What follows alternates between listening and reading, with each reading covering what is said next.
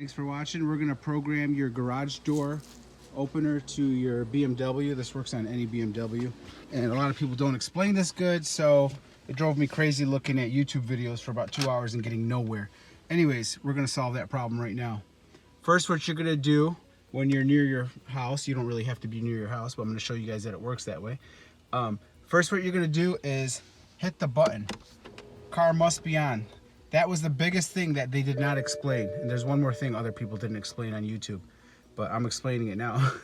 Anyways, hold this button right here, 1 and 3. You got 1, 2, 3. So you're gonna hold these, and the light came on, you see that? It takes about 10 seconds, 15 seconds, something like that. So once it starts flashing, you're gonna let go. Waiting. Here it goes, it's flashing, now you can let go. And then you take your garage door opener and at the same time, simultaneously, hit this button and your one button. And then it's blinking. And now see how it's rapidly blinking? Let go. And that's it. Now I can open my garage door with number 1. If you have other garage door openers, you could do the same thing. But you could see when I push that, oops, hold on.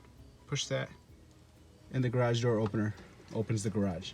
That's it. Thanks for watching. Give me a thumbs up.